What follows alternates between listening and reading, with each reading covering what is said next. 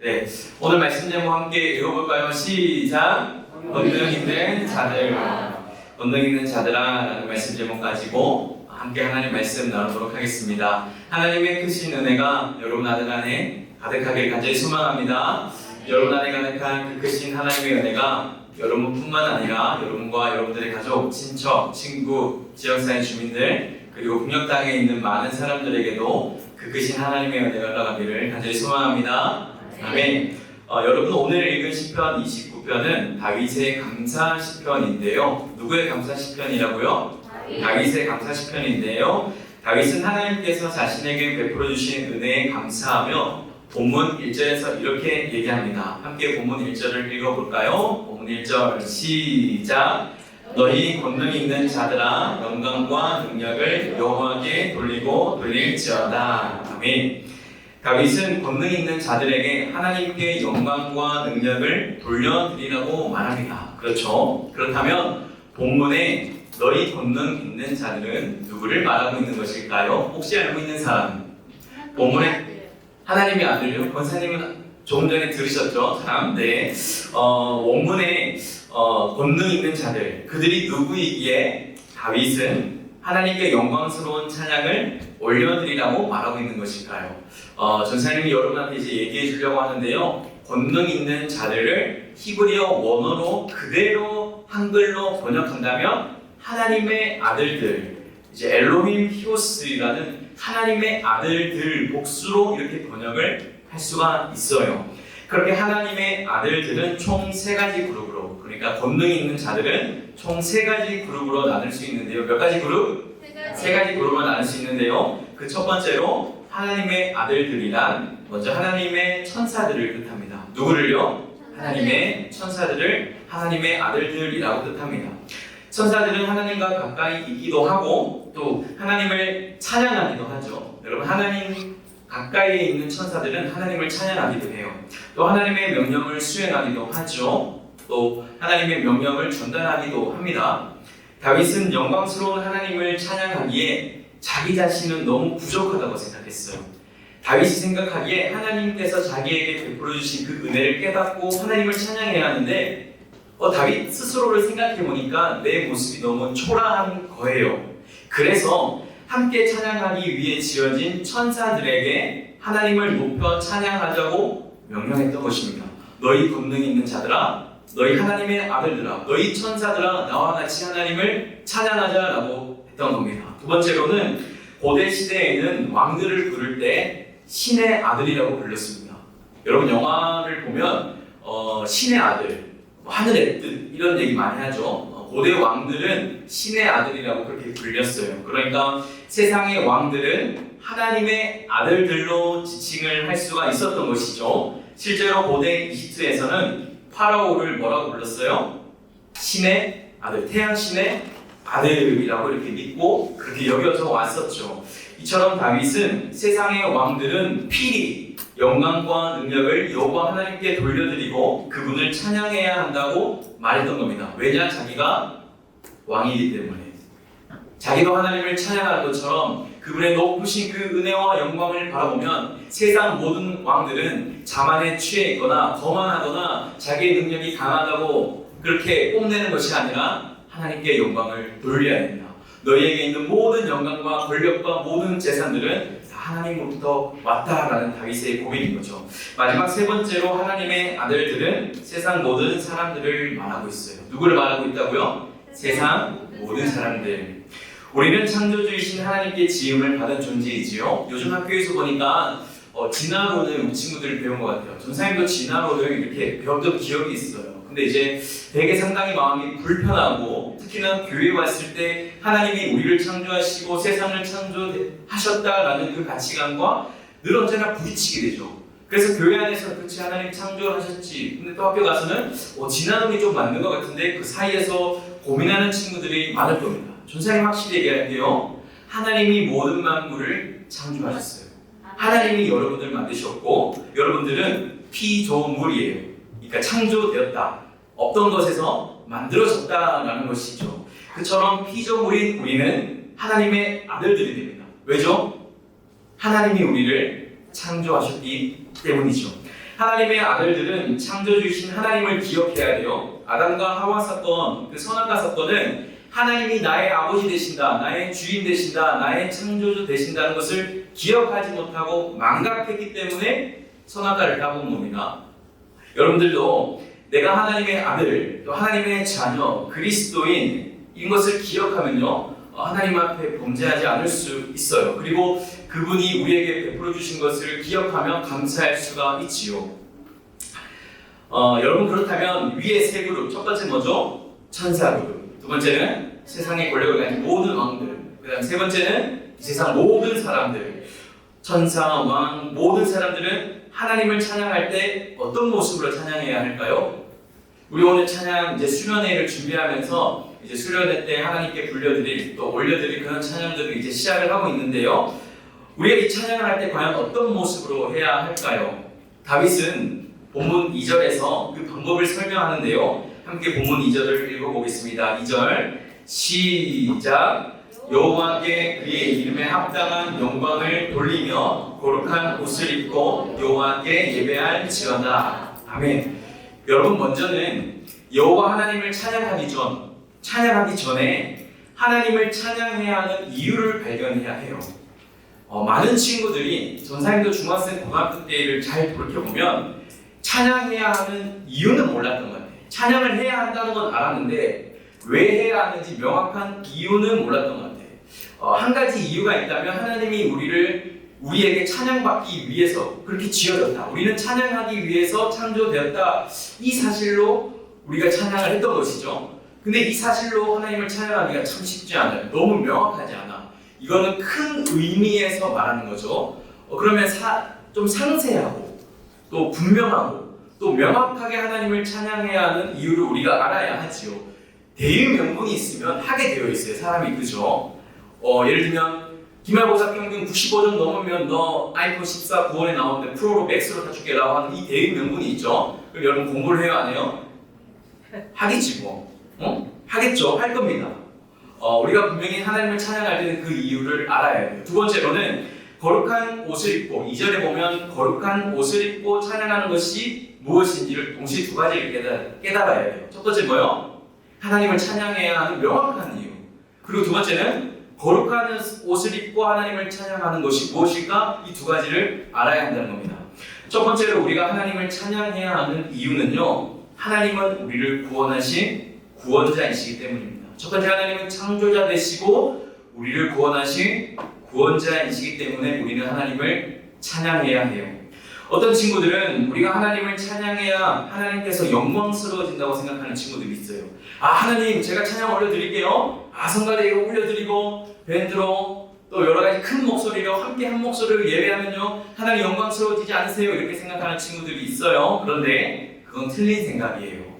하나님은 우리의 찬양과 상관없이 스스로 이미 영광스러운 분이세요. 그런데 우리는 왜 하나님을 찬양해야 할까요? 하나님 욕심쟁이신가?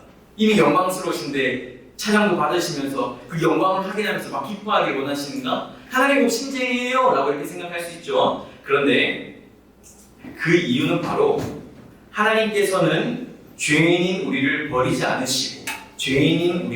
않으시고 자기 목숨을 내어주심으로, 자기 생명을 던지심으로 우리를 살리시고 구원하셨기 때문에 우리가 하나님을 찬양하는 겁니다.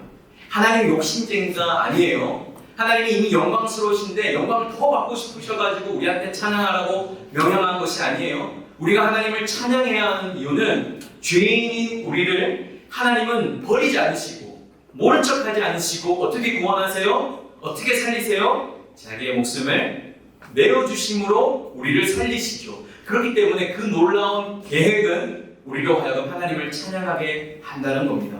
아무리 생각해도 내 죄는 절대 용서받을 수 없는 죄인데 하나님은 그 죄를 나에게 묻지도 않으시고 따지지도 않으시고 자기 스스로 대신 자기의 목숨을 내어주심으로 해결해 주셨다는 겁니다. 죄인인 나를 용서하신 그 은혜를 여러분들이 또 모든 사람들이 깨달으면요, 여러분, 찬양이 절로 나올 수밖에 없어요. 자동적으로 찬양이 나옵니다. 시키지 않아도 해요.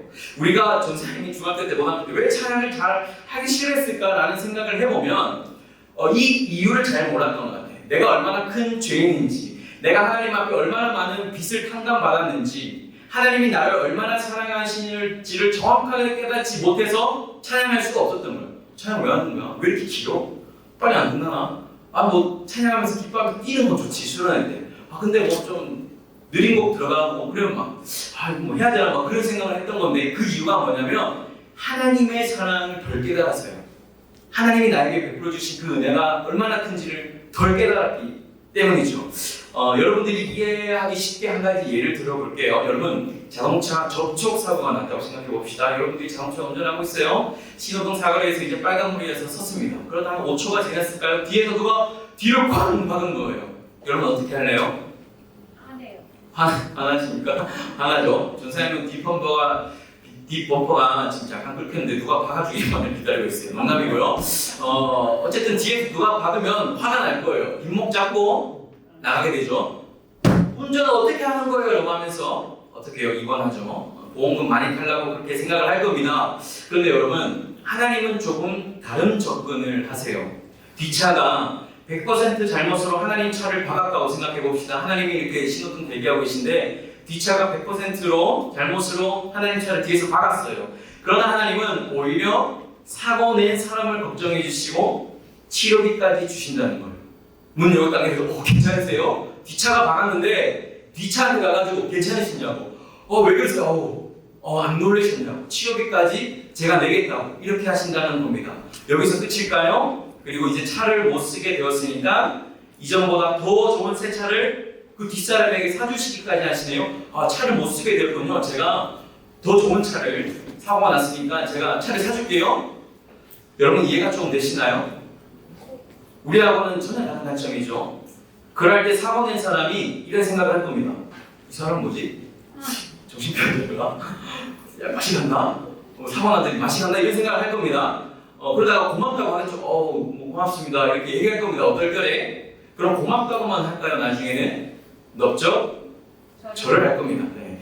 이처럼 하나님은 우리의 죄를 자신의 생명으로 대신 해결해 주시고 오히려 죄인인 우리에게 누구의 나라를 주세요? 하나님의 나라를 선물해 주시죠.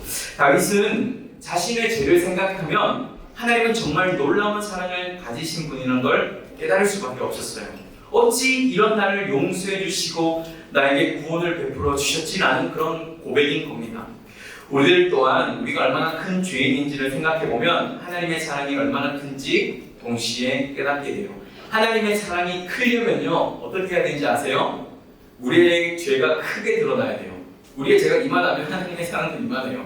근데 내가 스스로 나는 정말 말괄량이야, 하나님 앞에 말도 안 듣고 나는 내 마음대로 사는, 정말 나는 너무 부끄러운 죄인이야 하고 이렇게 크게 얘기하게 되면 그 죄를 용서하신 하나님의 사랑도 이렇게 크게 되는 것이요. 그리고 나서 이 말을 절로하게 됩니다. 하나님은 찬양받기 합당하시다. 이런 나를 용서하시는 하나님은 정말 위대한 하나님이시다. 나를 구원하신 하나님의 그 놀라운 계획은 극찬과 찬양을 드릴 수밖에 없구나라고 여러분들이 고백하게 되지요. 어떻게 할 때요? 우리가 우리의 죄를 깨달을 때요. 두 번째로 거룩한 옷을 입고 여호와를 찬양하며 예배한다고 다윗은 말하는데요. 어떤 옷을 입는다고요? 거룩한 옷을 입는다고 다윗은 말해요. 그렇다면 거룩한 옷은 어떤 옷일까요? 멋진 옷? 메이커가 이렇게 로고가 박혀진 옷? 새로 산 옷? 깨끗하게 잘 세탁된 옷? 아니면 내가 제일 좋아하는 옷? 여러분, 하나님을 찬양할 때 기본적으로 내가 죄인이라는 사실을 깨달아야 한다고 했죠. 그리고 나면 보이는 것이 있어요. 내가 죄인인 게 드러나면 내 스스로 보이는 게 있어. 바로 뭐냐면 하나님 앞에 나아갈 수 없는, 자격 없는 우리의 모습입니다. 이 하나님 앞에 나아갈 때 저 하나님 왔어요 이렇게 막 나가게 되죠. 그게 아니라 내가 죄인인 게 드러나면 보이는 게 있다는 거예요. 하나님 앞에 나아갈 수 없는, 자격 없는 우리의 모습이에요. 우리가 거룩한 옷을 입는다는 것, 여러분들이 거룩한 옷을 입고 예배한다는 것은 새로 산 옷을 입고 예배하는 것이 아니라 예수님의 보혈로 죄가 깨끗하게 씻어진 우리의 거룩한 상태를 말하는 거예요. 내 죄를 단순히 가리고 거룩한 척, 찬양하는 척, 예배하는 척 하나님을 찬양하고 예배하는 것이 아니라 진정 자신의 연약함, 나약함, 그리고 죄인임을 하나님 앞에 고백하며 자격이 없음을 고백하며 예수님을 의지할 때, 예수님을 그렇게 끌어안을 때 우리가 거룩한 옷을 입고 하나님을 예배하게 된다는 겁니다. 우리가 예배를 시작하며 인내송으로 예수를 피를 힘입어를 찬양하게 되죠. 그 찬양을 합니다. 그 찬양하며 나아가는데요. 꼭 가사에 보면 자격 없는 내 힘이 아닌 오직 예수님의 보혈로라는 가사가 나와요. 이 찬양 가사처럼 우리는 스스로 하나님께 나아갈 수가 없고 또 우리의 의와 자랑으로 찬양할 수 없다는 사실을 알 수가 있지요. 결국 예수님의 거룩한 옷을 입어야지만 하나님께 영광과 능력과 찬양을 올려드리며 예배할 수 있다는 겁니다. 마저 한번 해주실래요? 사랑하는 중등부 학생 여러분, 다윗은 하나님을 찬양해야 하는 분명한 이유를 알고 있었습니다. 그리고는 하나님의 천사들에게 함께 찬양 올려드리자라고 그렇게 얘기하지요. 왜냐하면 자기 자신이 너무나도 연약하고 부족하다는 사실을 알았기 때문입니다. 그래서 자기보다 나은 천사들에게 도움을 구하여 함께 하나님의 영광을 찬양하자고 말했던 것이죠. 여러분들도 나 잘난 맛으로 신앙생활하거나 혼자서 신앙생활해서는 안 됩니다. 신앙생활은 반드시 교회 공동체를 바탕으로 해야 해요. 그래서 교회 공동체와 함께 신앙의 멘토와 함께 하나님을 찬양해야 하고요. 또 내 신앙이 흔들렸을 때 어느 누군가를 통해 함께 일어나는 그 방법을 여러분 익히고 경험하고 배워야 합니다. 그리고 다윗은 세상 모든 왕들에게 하나님을 찬양하라고 말하지요. 이 또한 중요해요. 고대 왕들이라면 현대 사회의 권력과는 비교도 안 되는 그런 권력을 가지고 있었습니다. 고대 왕들은 그랬어요.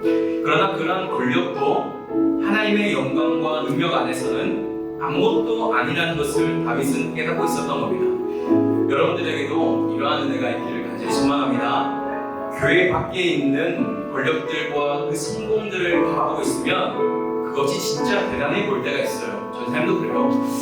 교회 밖에 있는 것들을 바라보면 진짜 대단하다고 느낄 때가 있어요. 거대한 권력들을 바라보고 그것들을 바라보고 있으면 하나님이 작아 보이기도 하고 때로는 하나님이 보이지 않기도 하지요.